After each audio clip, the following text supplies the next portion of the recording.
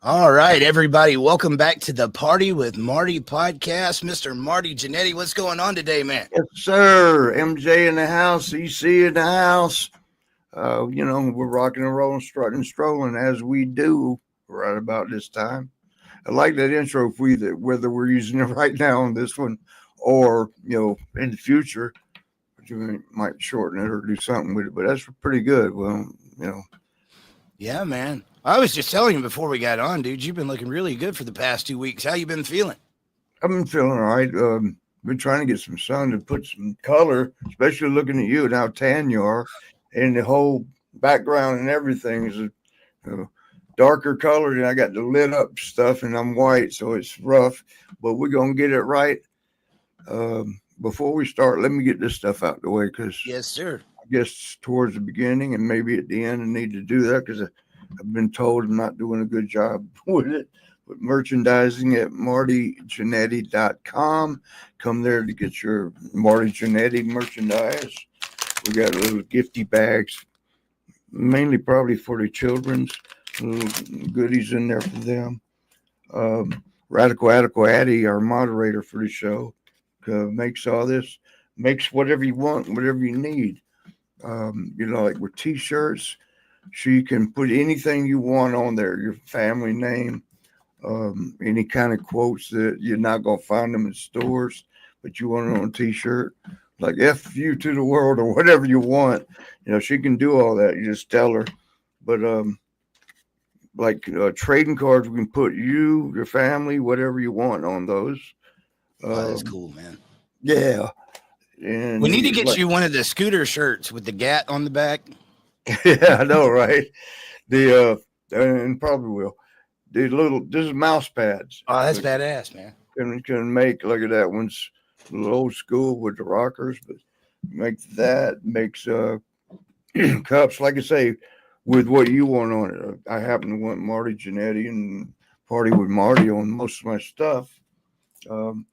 The wristlets, necklaces, earrings of all kinds are in there. One of these, I'm wearing it, and all that's in there, but custom made, made to order, whatever you like, whatever you want. There's actually, we also sell the Intercontinental Belt autographed.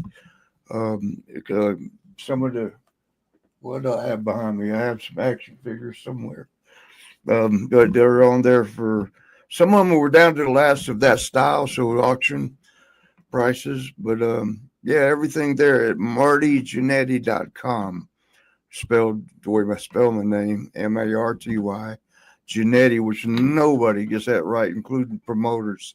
It's Jannetty. That is Marty a really unique name, man. Have you met anybody else with the last name Jannetty? No, actually Jannetty's that came from, that are families from Italy, it's not a J, it's like a G, and it's not a Y at the end, it's a I. But we were the original WAPs, evidently, which WAPs, it stands for without papers, and if you spelled your name correctly, that you got caught a lot quicker than, you change the spelling so it looks more Americanized. So, had to You go just with taught that, I me guess. something. I never knew what that meant. My grandfather used to call me that all the time. Oh, WAP.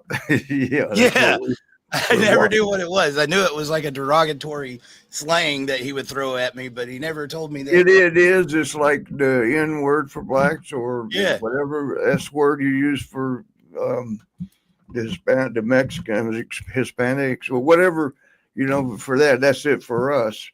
Um, Okay. and two, it's just like in all the other ones, the N word and all that. It's not so much a derogatory if you're saying it to each other. Yeah. You and I could say it all day long. You're my brother, Yeah. but somebody else says it and watch out, with Tanaka, my good friend who we've had on here and we'll have again. Is he Filipino? No, he's Japanese, and Japanese. Okay. yeah, and they're called nips, but it's short of Nippon. Japan is Nippon, in Japanese.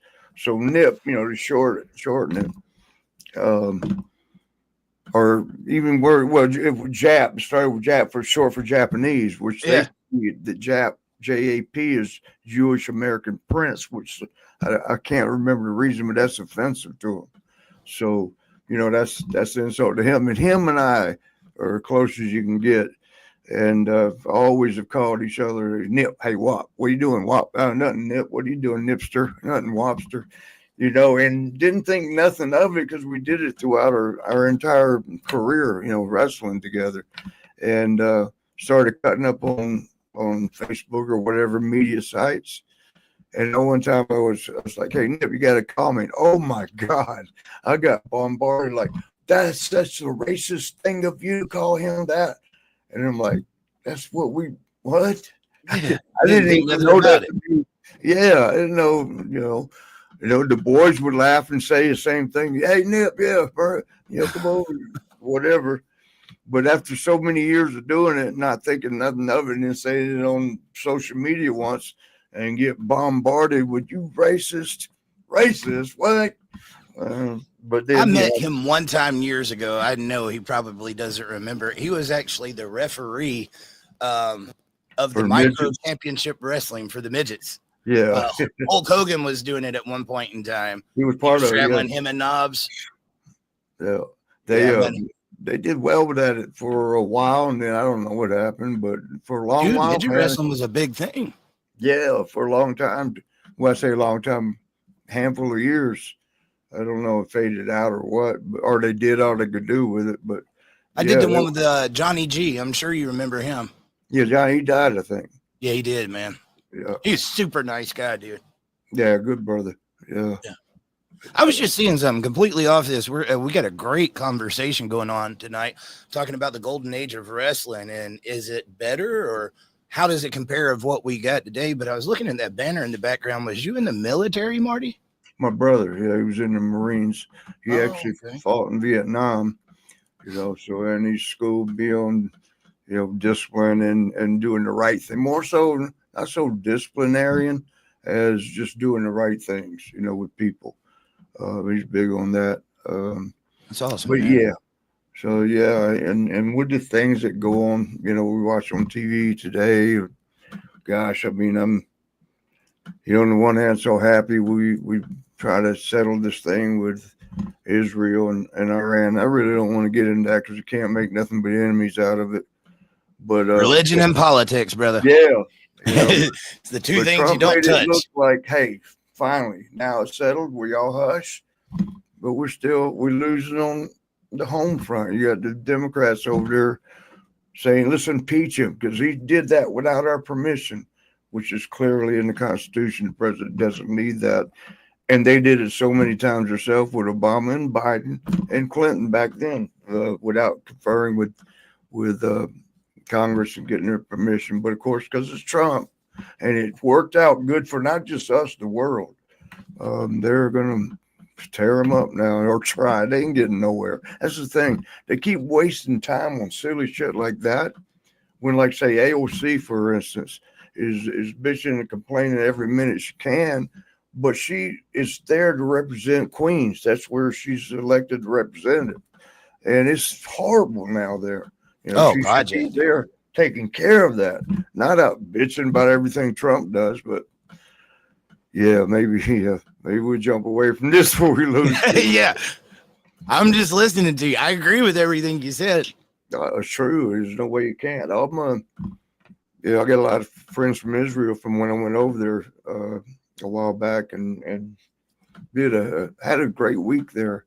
We were doing Devon Eric's retirement.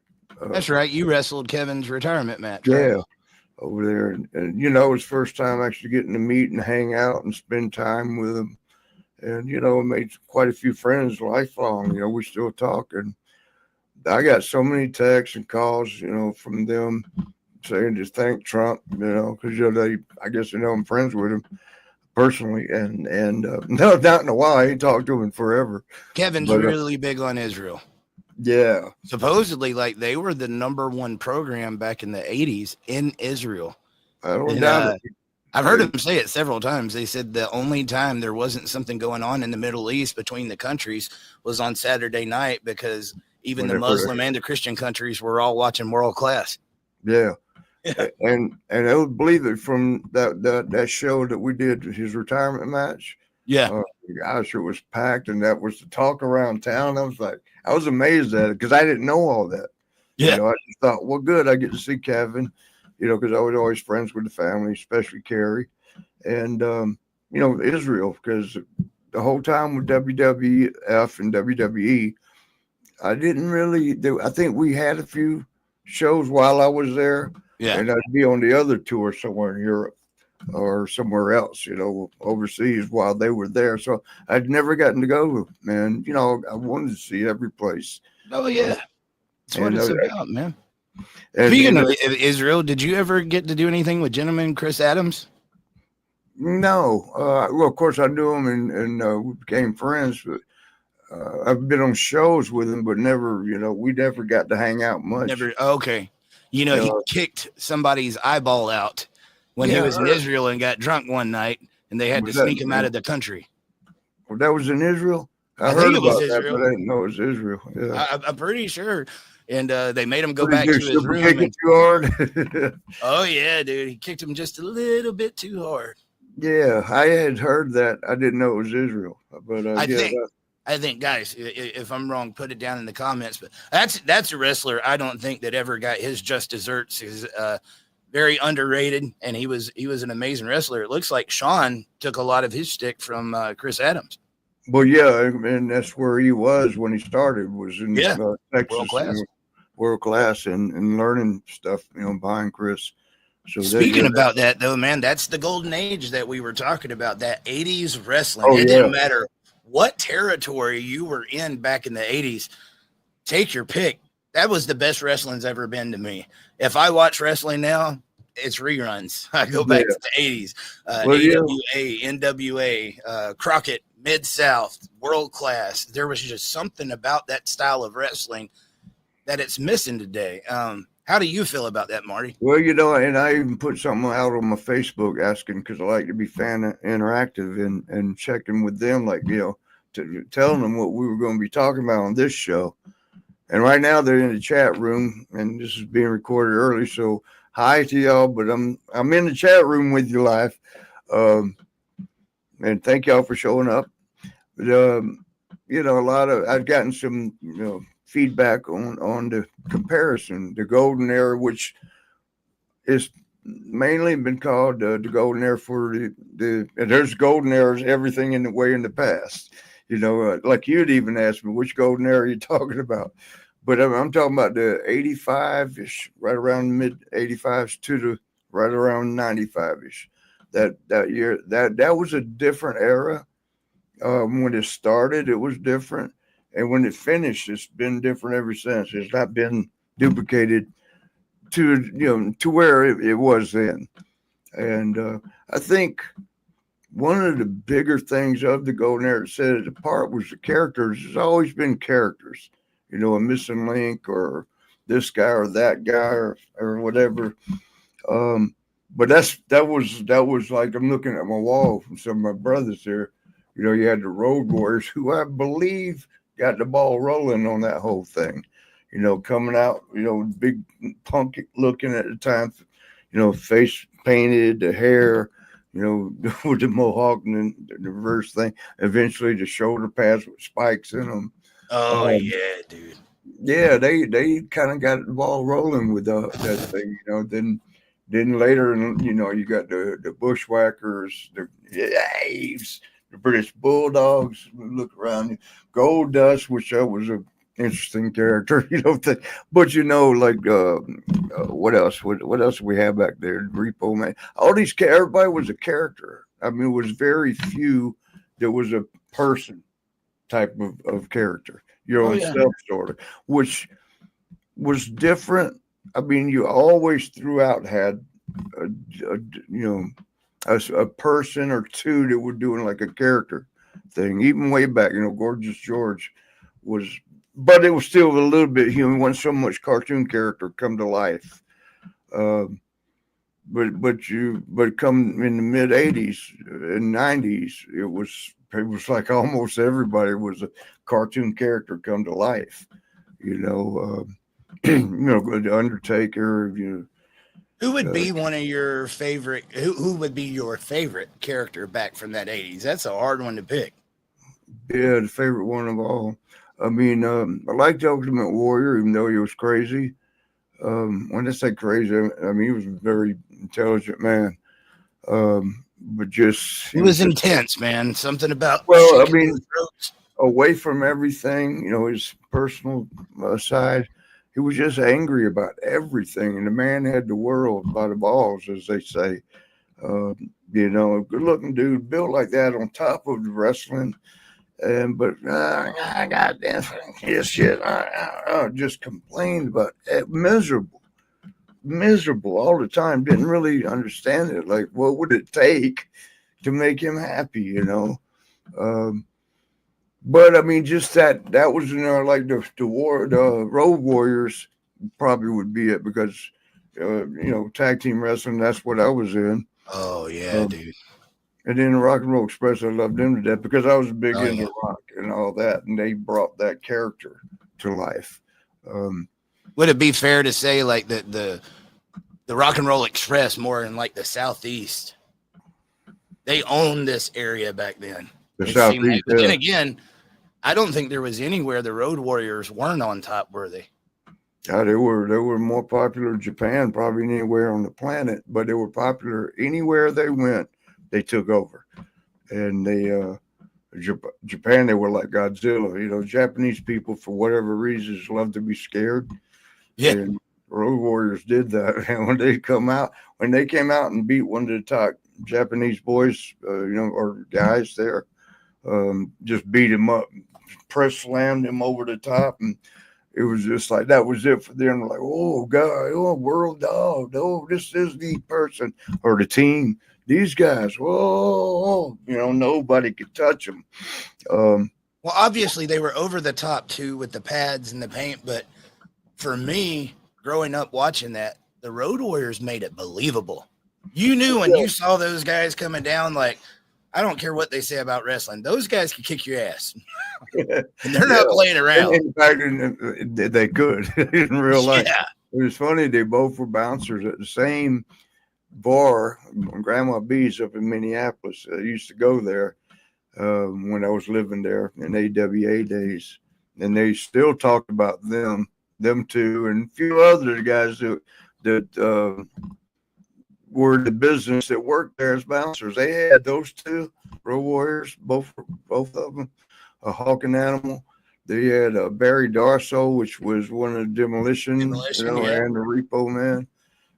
They had gosh, I'm trying to think of Scott Simpson, which she I did. know what you're talking about. I remember hearing them say it was like Yeah, he was the eight or Russian nine different guys that would hang out there all the time. all the time worked there, and you know they had a competition at one time that which is this is what got was it Ole Anderson was it Ole Ole Anderson interested in getting them in the business. He was coming into the club, and Animal had brought some guy out the front door and chunked him over the 3 steps, 4 steps there, and landed. And watch where he landed, and you did this. And I got it, y'all. I got you. They would have contests when they throw guys out, see who threw them the furthest. They had like a line drawn past the stairs, and they would see who threw somebody the furthest. Rick Rude worked there.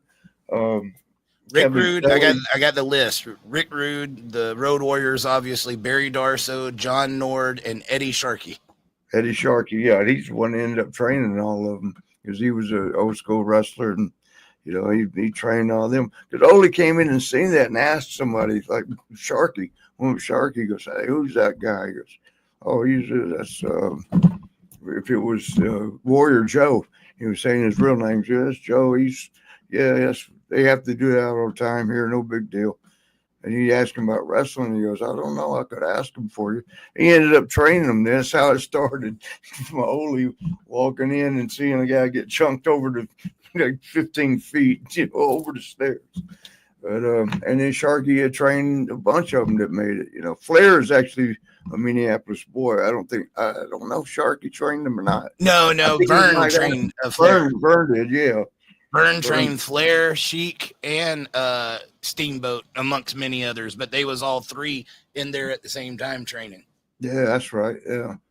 Flair tried to quit, and they said Vern went to his house and slapped him. Yeah. What was that on? I saw that. Was that on Dark Side? No. He's told it several times. I think it was on the Dark Side, and then for some reason, man, there was 2 different documentaries that came out at the same time, one on ESPN and one somewhere else.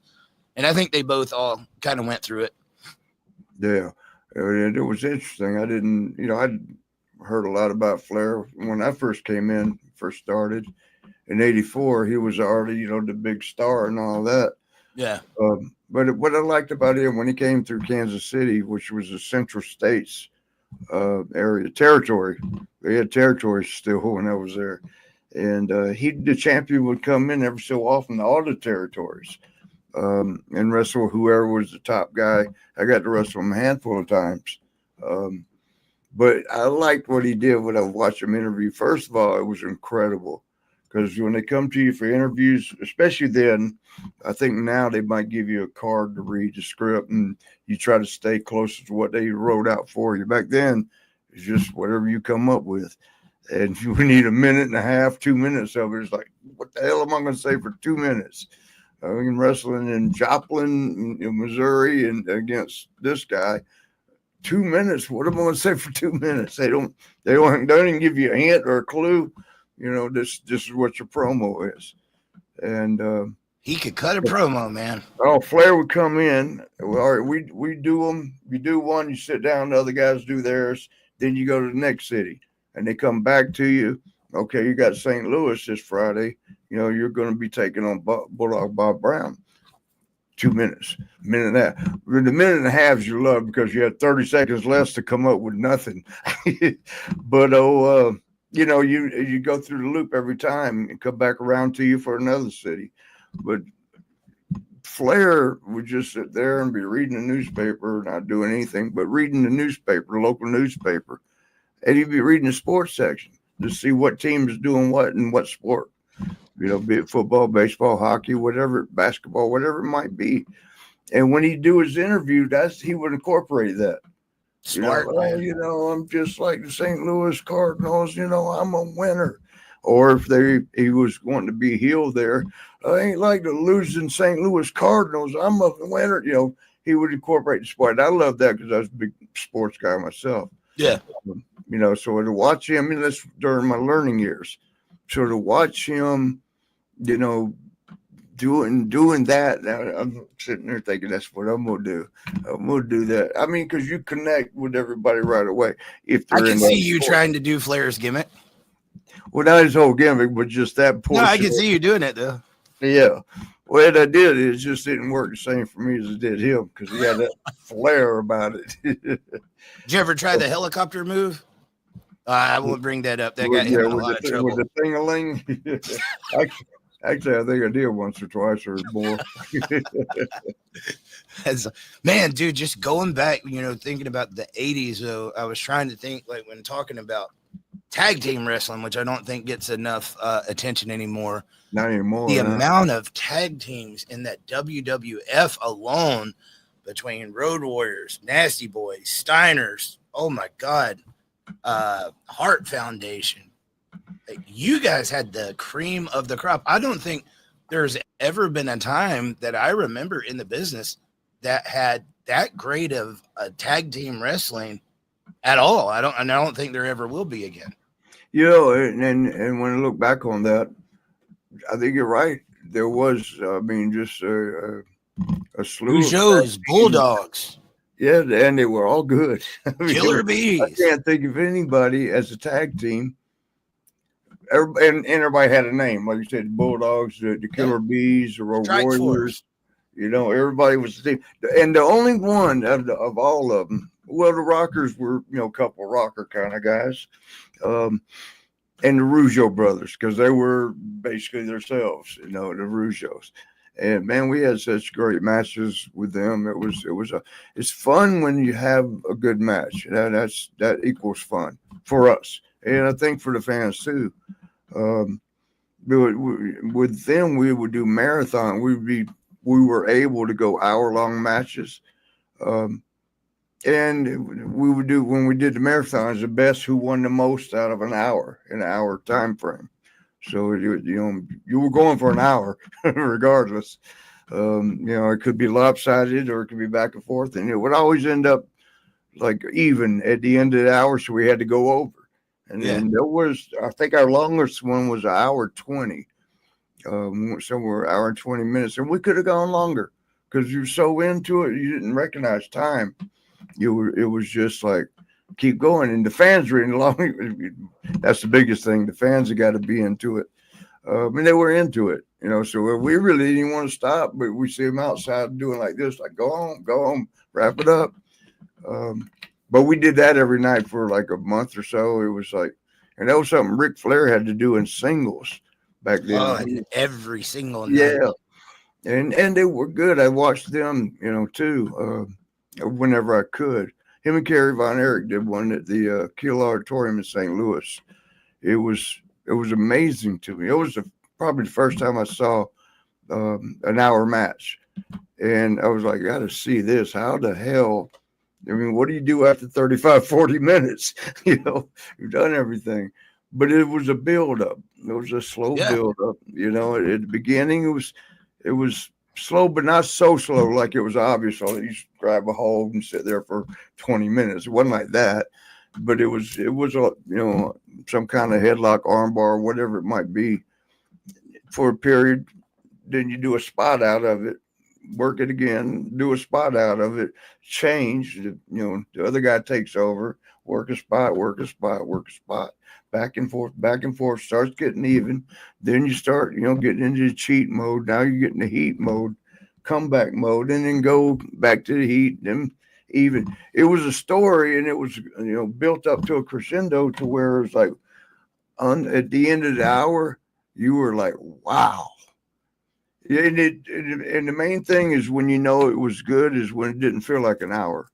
It felt like 10, 15 minutes, but that was a whole hour, you know, because most guys that ever got an hour match just one time. At about the 30-minute mark, they were doing everything, looking in the bag, and just like, somebody cut it short, let's go. We're done. There ain't nothing else we can do, you know, because you've got to be able to tell a good story. Oh, yeah, man. I'm going to bring up some of your comments on your post right here. Tony Bamboni said, I think now that everything is guaranteeing contracts, no incentives to talk people into the building. You had to be a great promo to get them in and keep them coming back. Great story angles, matches, one chair shot, and the guy is stretchered out and the angle is born. Now it's too much crash TV or so drawn out. It kills it for me. So, I mean, there's an interesting concept right there. What do you think about now? All of like the main wrestling shows are 3 hours long. That's just too much. I mean, I think so. At one point, we've seen now to compare the Golden Era now. Back then, when you would bring the next match a different character, it was a whole different story starting over. whereas now it's a continuation to a personality person. Again, to the next match of personality of actual person. I mean, it's not, you're not playing a character, you're not playing Kane, you're not playing, I can't think of all of us. Just look around the room, they're everywhere. But you're not playing a character, you're being more a person that everybody can relate with, like, okay, it's a person. But with wrestling, I don't think the fun of it is relating with that person as much as being able to suspend your knowledge of life, and pretend. You're in a pretend world. Like, okay, this character, Jimmy Snuka, can fly. Which you could, though, but he could fly, man. Wow, it's like a cartoon come to life. That would captivate your attention, to where it's okay. I could do that if I train up some. I can be that. I can do that. It's something that you can only look at and wish. Whereas that's something I could actually do, if that makes sense. But here's a funny comment for you, Marty. Mr. Tyler Stevens said, "Where have all the neon tassels gone?" Was that something just in the 80s? Because it seemed to be really prevalent back then, and you don't see it much anymore. Well, I think I commented on that very one that said that I just saw it like the other day. It was funny because this girl had them, because Macho Man, and the story here real quick. Macho Man had he wore them real long ones, off of his jackets. When you do that and circle around, he had the long neon colors that Sean and I were wearing that were shorter, around the arms and around the leggings. And we one night Randy was in the dressing room, and his dad was with him, and Randy was getting ready to leave, and his dad says, "Hey, is that yours or is that the rockers?" He was talking about his gear left on the floor, which was ours. Randy felt bad because his dad was like saying, "Yeah, that's they're wearing your stuff." But truth is, we came in there with it first in WWE, WWF, and but it caught on the beefcake would wear. Everybody started wearing this neon streamers. But I seem to make your muscles more pronounced too, right? Well, yeah, especially when you wear it real tight around right at the top there, you pull that in so they look the bulge. But I saw some girl. It was just the other day I was watching. I don't know which ones. I watch all of them a little bit, but she had the streamers about Randy's size length. She had them on there, and I'm like, wow, I ain't seen that in a while. And it's when it might be throwback. You look at it however you want to look at it, like it's throwback, but it's still the old school days. Sometimes that works for one or two people, not a bunch. Can't everybody start wearing it again? But it was funny when he said that. I thought that because I had just seen that the other day. It's very true. I used to love listening to Lanny Poffo talk about how cheap him and Macho Man were, frugal. They didn't like to spend money on anything. The words. But surprisingly, he said Randy used to put out some big money on those uniforms, and it was kind of crazy. I didn't know it. You guys were responsible for your own gear. They didn't back pay then, you. I think possibly even now, I don't know if WWE pays for some of it, but you pitch in. I don't know. I'm not there now, so.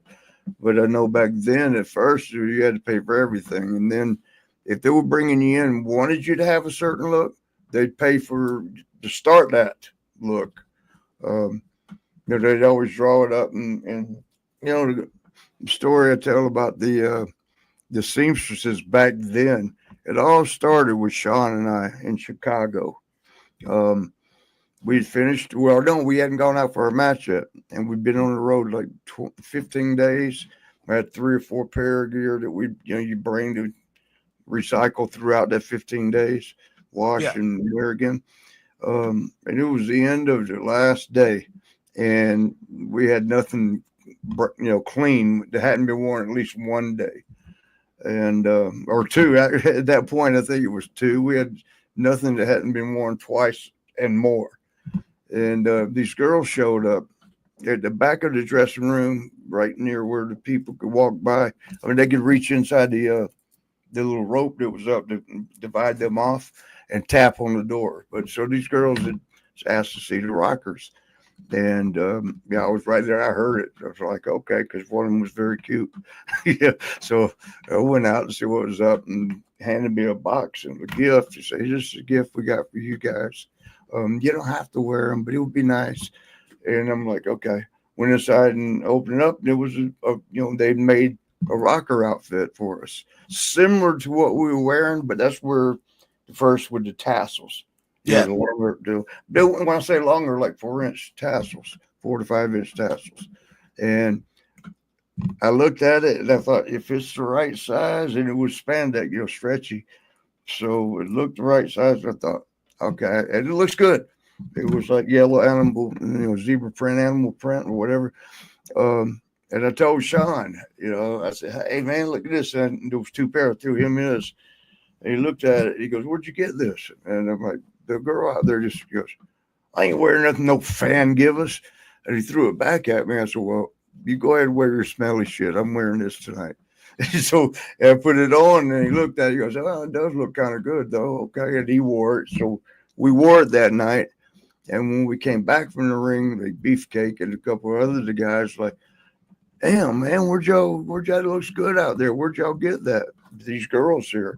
And I went and got their number and told them. And next thing you know, they're making outfits for several of the boys. And it kept building and building and making regular, not the same thing, not the same stuff, but for everybody. Luckily, because we were the ones that got that going, they made ours for free, but WWE had hired them to work for the company, fly them in every TV, make outfits. That worked out well for them. Yeah. And I think Julie, the blonde hair one, as far as I know, she still works. There was 3 of them. Davy Boy, because the guys used to, they're going to try to mess with the pretty girls. Yeah. And they were kind of friendly at the same time. So, Davy Boy, British Bulldog Davy Boy Smith, he called them, he named them the Nuns on the Run, because the boys were always after them and they didn't mind. but they, at one point, all 3 of them were working for the company. Then 2 stayed. And I think now, if it's still that way, Julie still works with them. The blonde hair one still works with them. She, it was something though. It was, I don't know what to call this gat, but it was as it luck works. It she at first being her, she turned into Sean, them seeing each other back then. I'm talking about, and just for anybody married now, but she had they got close and I got close with, I don't want to say her sister's name, mainly because I can't remember it this minute right now. Okay, I was waiting for you to say it. Yeah, I was going to say it, but I forgot. I mean, Julie, and the hell was her name? But anyway, we would always hang out together. And then so for so long, the outfits we got and they were always like Christmas when we'd go to a show and they'd either mailed it or in person if they made shows. And we'd be like, "What's this outfit look like? This is going to be great." And it would always be good. It was always like, "Yes, this looks good." And they got working for the company more and more. As I said, the company hired them. And but it came to a point where Sean and I, now Julie, the blonde hair one, was the only one that working with the company. The others had to go and do something. Yeah. But she, remember now, we're not getting charged. So Sean and I split. Now we're wrestling against each other. And she had made Sean's, good looking, like had been, happening, and for free. And this is probably 2 years after we initially started hanging out with him. And then, I asked Julie, "Do you have me something for the split off, for my own self?" And she goes, "Well, Marty," she goes, "are they going to use you? Like, if they weren't going to use me in a good way, like if they're just going to beat me off now that Sean and I split, or they just going to have Sean beat me and shit can me," which hell, I didn't know that either. But I was just thinking, you're determining whether you'll make me outfits if I'm going to get used or not. That caught me off.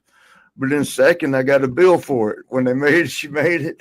I got a bill for Ouch. it. I never got charged. He still wasn't getting charged. But I mean, hell, I'm the one that got him that whole damn thing going. And then I'm the one in, which is not a big deal, but it's just funny, ain't it? The one that didn't want them is now in good. And but when she made they whichever, for the first time Shauna had a big pay-per-view against each other. I think it was a Rumble, like 91 or something. Or two, maybe it was because I don't know. After it was three after the barbershop window thing. I had this box, new outfit, and I'm so happy to, let me see what they made. I pulled it out and I thought, no, please no. It looked like an air filter suit. It was like white stringies attached to a black outfit that when you moved, it would just bubble out and made me look fat like the Michelin Man. And I was like, oh my God. And I depended on that. I didn't have anything else to wear for the Rumble, or I would have. So that Royal Rumble, if you ever saw that one where I came out looking like a big old Michelin Man, that's the only outfit I ever had. A promoter called me from another country. He goes, when you come over, he goes, I don't really mind what outfits you and bring what you want, but could you please not wear that one that you wore at the Rumble? It's the only outfit that got said no to by a promoter. I was like, wow. It must have been pretty damn bad.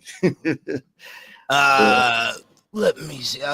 Britt Nicole Cotton said wrestling was way better back in the day. I started watching wrestling in 79. Now the product today, the wrestlers don't know how to tell a story in ring, and most are acrobats now. That was something back in the day I can remember. Like, I really liked the acrobats, which is something that you and Sean really brought into it, but it's not something that you relied on every second of the match. It feels like that has just been blown out of proportion, and nothing's really special now. And it probably screwed the guys because they have to keep upping the ante.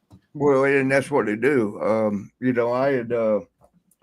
wrote down some notes for this show because I wanted to, for all of us to determine, I mean, which is the better product. Was the golden era better? Is this better? And there's this pros and cons for each. And I wrote down categories. Athletically, I give the new age the nod there. They win that by far, because in our day we had a few that were athletic, very athletic, and then the others were athletic, and there was some that was just very average. Today, almost everyone from top to bottom, that goes to the ring is very athletic. So, I think they have the nod there. I don't know, you might agree or not, but I think now we had too, we had our Kurt Angles and, Olympic champions. Yeah, man, but Shelton Benjamin was unreal. But he was right towards the end of that golden era. When I say golden era, I'm talking about mid 90s to 80s and through mid 90s, that era. Where all the cartoon characters and athletes and storylines. I actually felt like there were good stories. Some good, some weren't, but some good storylines then. And Michael Hayes gets a lot of that credit because he was one of the last of the boys to be in the production room, writing out storylines. And he knows what it's about. He's been in the ring all those years, so he knows what he's talking about. Whereas, give you an example, on Hollywood writers, what they started hiring, don't have the history, don't know the concept of pro wrestling. They just know how to write stories, mainly for soap operas. When Sean and I when we went against each other after the turn, the first time we had to, no, I take that back. Let me run that back. When we did the Rocker reunion, I had a writer come up to me and tell me that, hey, you guys, y'all must have really been something, because when we announced this, people were going wild. And I'm thinking, you're the storyline writer and you don't know the history of something? Well, how are you going to write a story about it? I don't get that, but that's the direction they went. I heard Stephanie had at one point said, let's do what they're doing in Hollywood, younger and prettier, younger and prettier. Yeah. And they seem to have went that route. But and I guess that's what they started doing, was getting Hollywood soap opera writers that got laid off, that hire them. But for whatever reasons, it's been working, and that would bring to the next question. Like when you compare eras, which one's bottom line, which profit margin was higher? Was it back in our day, because we spent a lot of money but made a ton? That's a good one, man, because that's a sore subject with me. Is it? Oh, yeah. Because WWE, especially Vince, I think because once he, put WCW out of business, he started doing all these documentaries and just kept talking about like how that Stone Cold era just outdrew the rest of them. And it was so much bigger than Hulk Hogan in the 80s. But I go back and look at those 80s, man, and the buildings and the crowds you guys was drawing. And I just find it very hard to believe that they were doing more in the late 90s than they were in the mid and late 80s. Well, and the thing with that is I'd mentioned this to somebody. It's like a snowball going downhill. It's going to get bigger. It's going to gather up. Right. So wrestling evolving has gotten bigger and bigger and bigger. The question I have, has that getting bigger been all pure snow, or has it picked up some mud and rocks and crap along the way? So I mean, that's, I guess, the margins. The profit margins was the tell there. Are they making more? Because they're spending a lot more, but they may be making a lot more. They went from WrestleMania being in the biggest arenas they could find around the country to eventually they were like, hey, man, we need a ballpark. We need a park now. And the first time they tried it, I'm sure they were scared to death, but sold out. And they did it again and sold out and sold out. So they started doing ballparks for WrestleMania. So much so they started just go, okay, let's do 2 days of WrestleMania. I mean, the last few years here, they've done 2 years. Which is amazing because they sell out, both of them, and the buy rate is pretty big for both, or so I heard. And I keep thinking everything keeps evolving bigger.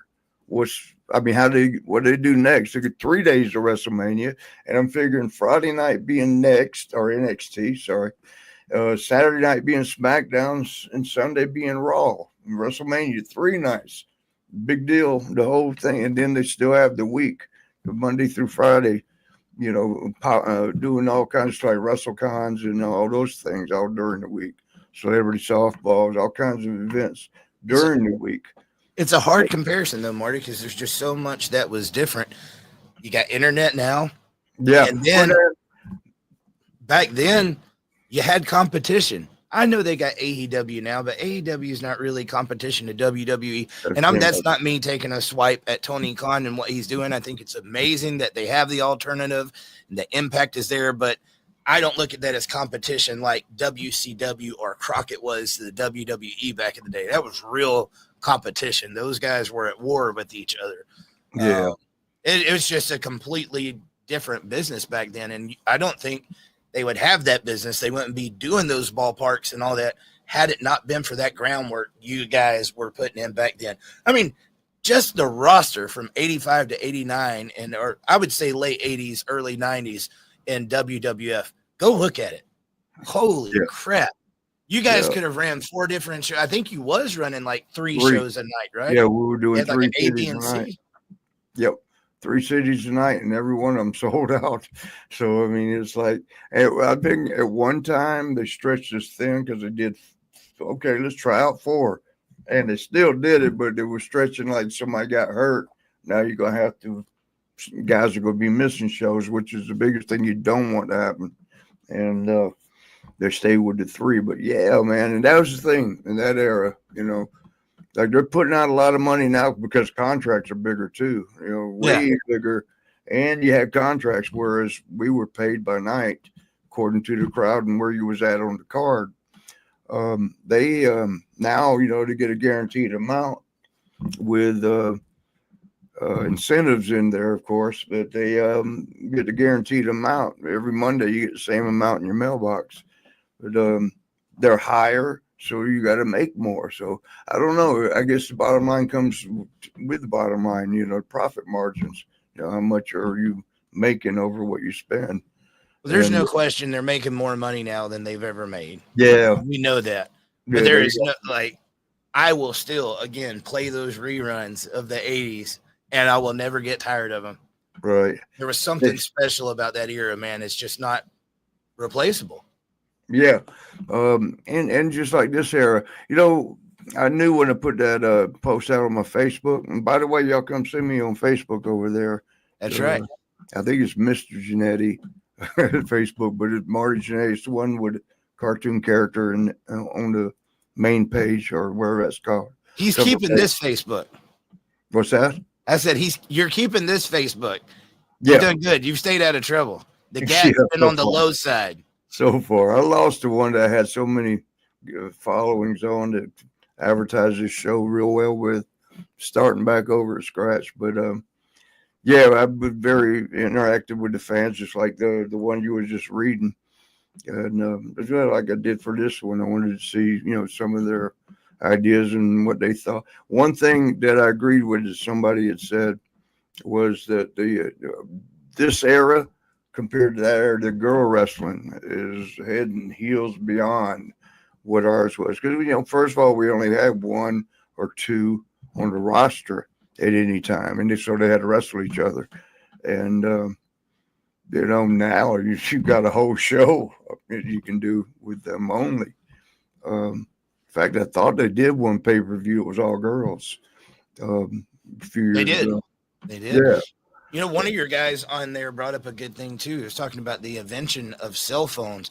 You couldn't have done it in the 80s now because you guys did a lot of the same matches, and just traveled around. Well, now you couldn't do that because they'd be recording you and putting you all over the internet. You'd have to not only that, but one thing that's when I read that, somebody had said they got the advantage of the smartphones now.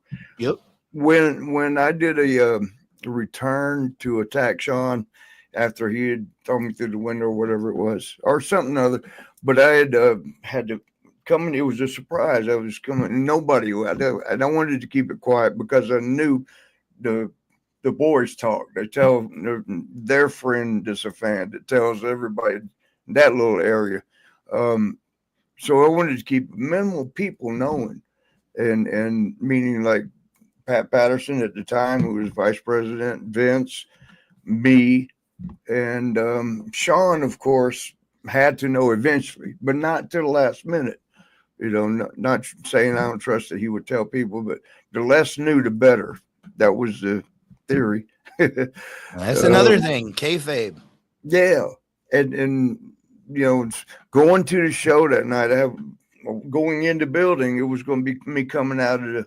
Sean was talking about, I'll challenge anybody, any place, anytime, in the ring with Vince. And I come out of the audience, and pop, here I am. I had going in the building, sunglasses, a hoodie with a hat, pulled as low as, got my head down, and I was walking past little groups of people. They would hear like, Marty Jannetty's going to be here tonight. And I'm like, what? Panicked right then. And when I got in the back, I'd asked like fans, like two groups of fans were talking, but I'm making a surprise appearance tonight. Who the hell? What the hell? They said, oh yeah, somebody put it on the spoiler, on the internet, say the spoiler. Marty's making a surprise appearance. Well, it's not a surprise now, but shit. I mean, that whole point of surprise is that's like saying how a magician pulled a rabbit out of a hat. Tell them like, we'll look for the rabbit behind his head and all that. Why do the trick? Shit, you already told them. Well, it's even worse now, man, because WWE on Sunday night, the night before Raw, will tell you we have a special comeback from so and so. And Oh yeah. there's just no surprises anymore. I used to love that when the lights would go out and when they came back on, it was somebody you haven't seen in a long time. There was something surprising. They just don't do it anymore. I mean, I think that's a part of the lost art of it all. I know, TV does that with soap operas and shows, like the spoiler alerts. And I guess they're going to do whatever's going to attract the most money, the most people. If that does it, I guess it works. I mean, for me and some of us, it kind of ruins the whole big surprise part that you wanted to get everybody. We're like, oh shit, it kind of eliminates that. But you had more people. I guess that's the way you weigh that out. But talking about that golden era, Marty, there was somebody in the WWF. I always knew it was serious when he came out. And now that I've gotten older, I think often, like, what did he really do behind the scenes? Jack Tunney, what was the WWF president? What did he do behind the scenes? Because pretty much was just a figurehead. Pretty much a figurehead. Yeah, because he did nothing. Not that I saw. He was there my first 3 to 4 years, 3 years maybe. And I don't know what happened after that. I don't know if he died or just went off. 2004, he passed away. I was looking it up while we was talking. Okay. Yeah, he did nothing. We never even talked to him or saw him except for when he'd come out and I'm demanding this match. Yeah, they made him look so important. Yeah. It's funny how you can do that, right? In fact, they did it for a while. You remember there was any one of the boys would be president this week.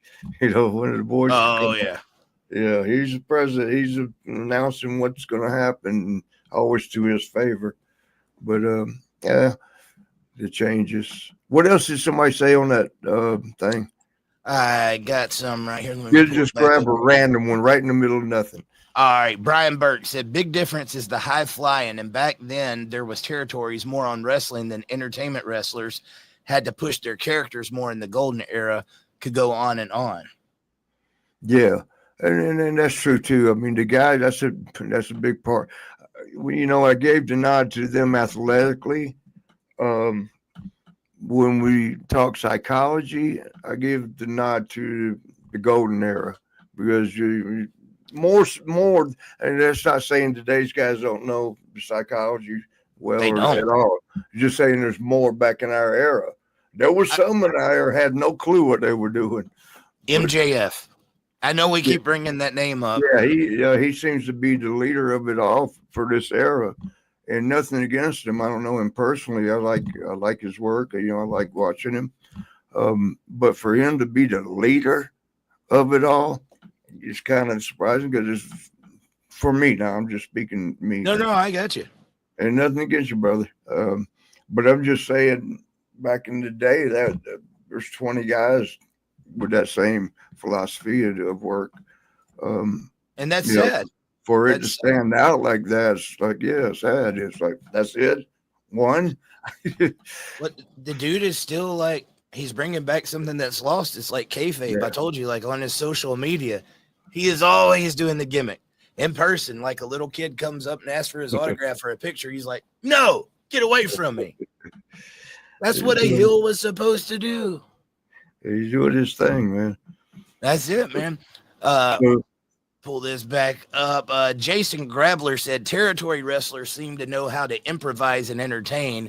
And when they got a shot in WWF or WCW, that was cool. Wrestling sucks ass now. Well, and here's the thing about territory wrestling. Now, if you're in there good, you're embedded in the company, you're working, 2, maybe 3 times a week, which is not bad. There's nothing wrong with that. It's 150 times a year. Well, that was 3.5, 4 months of work back in territory days because you were traveling Monday through Sunday, wrestling, 7 nights, 6 nights, on off weeks, 5 nights a week. That's how you get really good at improvising. Yep. Tweaking your command of psychology, because what worked tonight at a certain point, you apply tomorrow night and see how that worked. And, that can't be done well, it can, but I mean, a little less frequent, on 3 nights. So you do 3 nights in a row and then you're off for a week and then you start over again. I mean, still enough time, and independent wrestlers depend on that time. But they do it every night of the week is when you learn crowd psychology the best, because you're dealing with them every night and making adjustments every night versus weekend. I think, oh shit, charge my battery before I lose you here.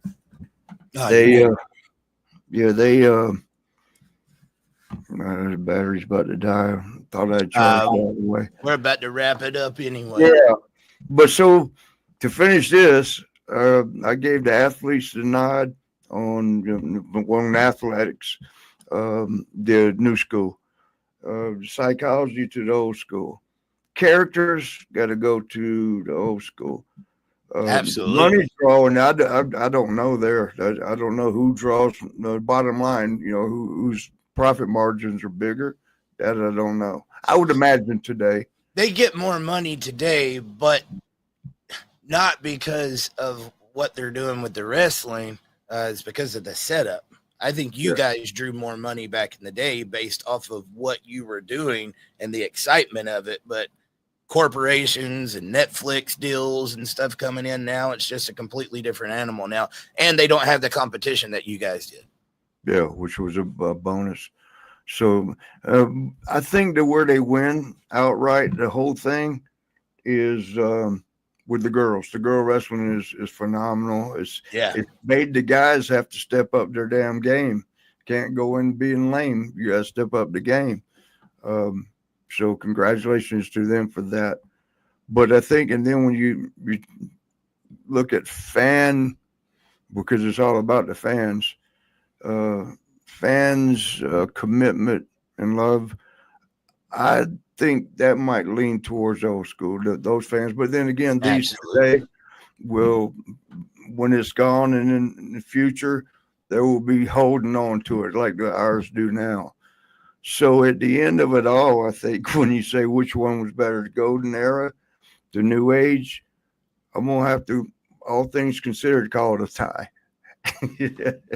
Oh, come on. I know you want one way or another, right? You don't really believe that. Well, you call it then. Which way would you go? Old school. Old school at heart. I'll do it for you. I'll be the bad guy. Well, no, you ain't the bad guy. And I had said that several times to a couple of my wrestling friends that, me and Mike, with the Texas Hangman, we were talking about it quite a bit. And he agreed, I think, with this, that it's going to be like this. The older generation, my fan base, looking at the demographics of that, are going to go old school. The younger crew is going to go new school. So it divides down the middle, and it's tied again. Man, it's hard. I mean, think about it, though. Since 1980, 45 years ago. Gosh. And you got fans still showing up at those Comic-Cons saying, I remember this match, all those years later, still hanging on to those memories that you guys made for them. So I would say you guys did something special, regardless of which era you think. You know what? It's your love for wrestling, and we're glad you're being entertained. And I still use this comparison. Like the barbershop window is such a big thing still talked about and replayed out in some instances. 40 years, it's almost 40 years ago that happened, was 1992. So, how long is that?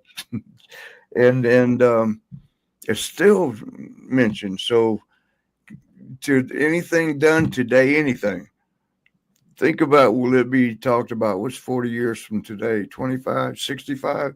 And 2065, are they going to be talking about anything that happened today? Doubtful. So in that comparison, I say old school. Absolutely, man. But all right, guys. Let's hear what you say down in the comments. Is it old school, new school? We'd like to hear Yeah. from you. Also, tell us some stuff that you'd like to hear in the future. Marty, on our way out, one more time, man. Where can they get this good Marty Jannetty merch at? Be sure, first of all, hit me up on Facebook. Go on there. If I can't get you in as a friend, you can follow me, and I can still cut up with you back and forth. Go to our website, martyjannetty.com. You should not forget that. It's not that hard. We got all kinds of trinkets, like little gift packages for the kids. We got the coffee mugs. Anything. This one has Marty Jannetty, Marty Party with Marty. We got that. Got these, what's that called? Mouse pad.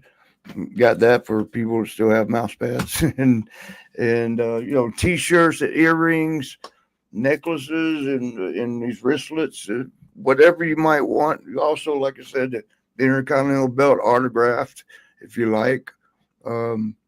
Action figures. Go there for any of that. And remember, you get it custom made, whatever you want on it. You want the family name on it, on your T-shirt, whatever. Got a big event coming up, family reunion, get the T-shirts right there. Any kind of foul language you have for this shirt, radical doesn't mind making it for you. So yeah, join us, there in Facebook. And then again, next week at this same damn time, same damn place. We'll see you then. See you.